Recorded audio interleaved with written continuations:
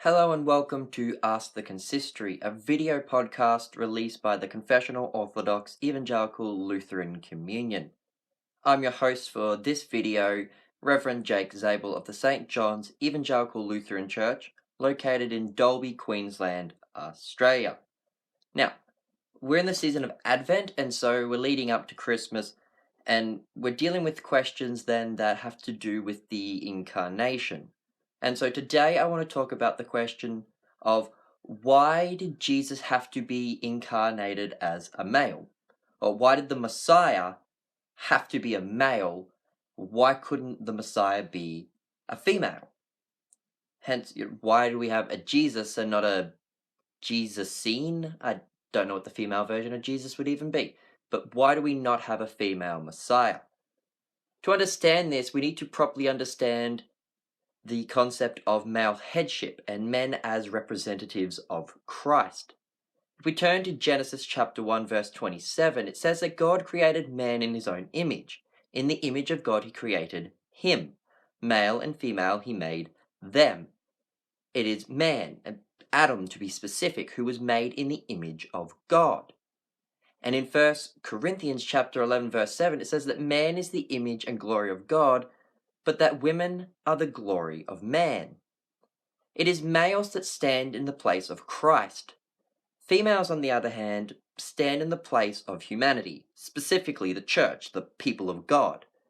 In Ephesians chapter 5 verses 22 through to 32, Paul teaches that the husband is the head of the wife as Christ is the head of the church, and that women should submit to their husbands as the church submits to Jesus.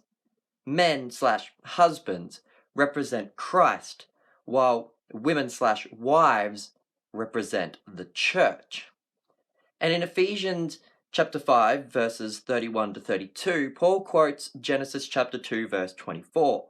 Therefore a man shall leave his father and his mother, and hold fast to his wife, and the two shall become one flesh. Paul then states that this is a reference to Christ and the church. From the very beginning, God made males and females to be men representing Christ and women representing God's people. And now in regards to the fall, we have three figures. There is Satan, Adam, and Eve. Now the first person to fall in all this is Satan, who came to deceive humanity. The next to fall was Eve. As Paul points out in 1 Timothy chapter 2 verse 14, it was Eve who was deceived and not Adam. And so in the order of the fall, it goes Satan, Eve, and then lastly Adam. However, the fall is not credited to either Satan or Eve. Instead, the fall is attributed to Adam. As Paul wrote in Romans chapter 5 verse 12, through one man sin entered the world.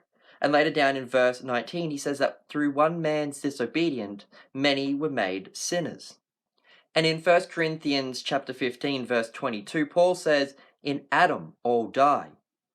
It is through Adam's fall that sin entered the world. It is because of Adam that all of humanity is now conceived in sin. It is because of Adam's fall that we inherit original sin.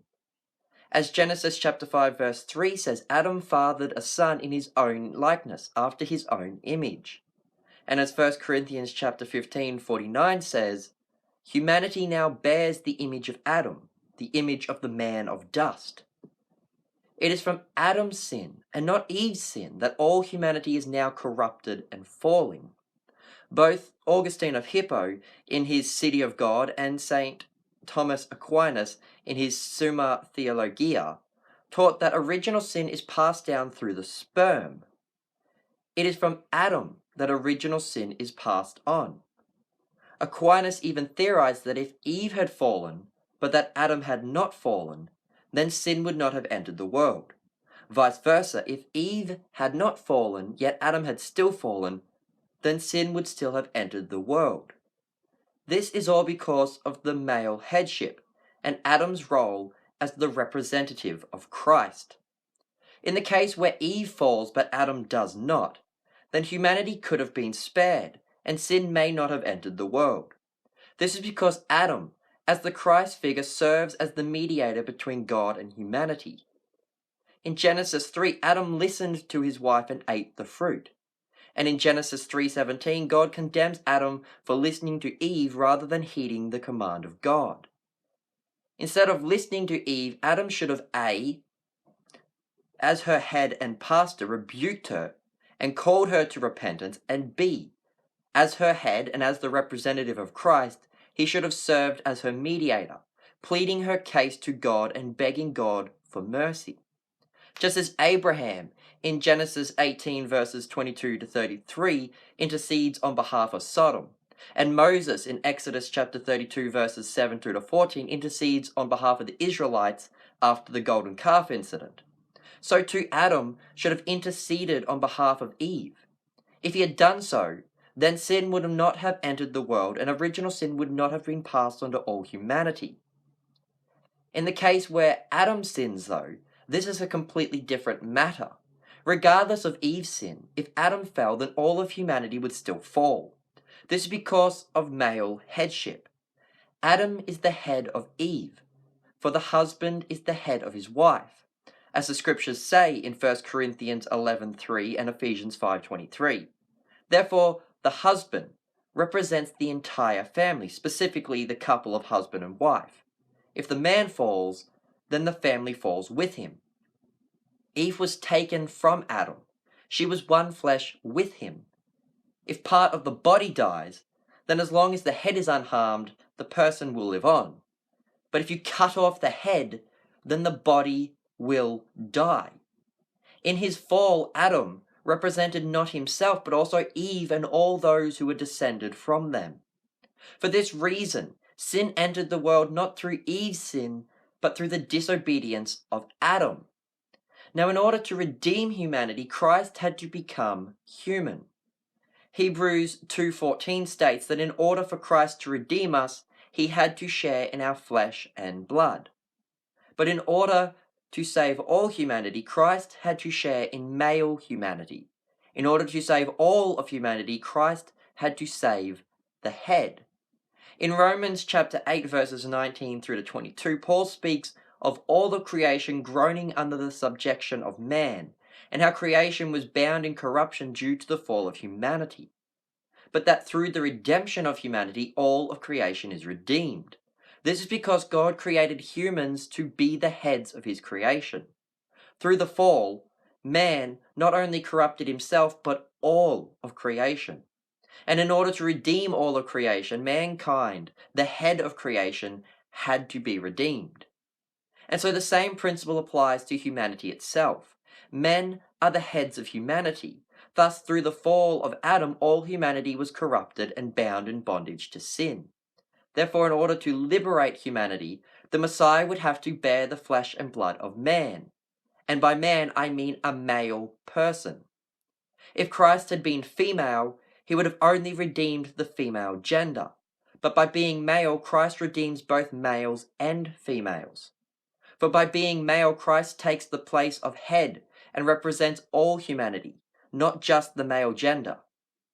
And I think nothing in all of creation can demonstrate this best than the fact that men have an XY chromosome while women only have an XX chromosomes. See, when producing a child, the female egg provides an X chromosome, but the male sperm provides either the X chromosome or a Y chromosome. There are both male and female sperm, and they ultimately decide the gender of the baby. Women only have X chromosomes, whereas men have both X and Y chromosomes. Men represent both the genders, the X's and the Y's. Therefore, when Jesus took on flesh, he became a male. Jesus became an XY so that he could redeem both the XYs and the XXs.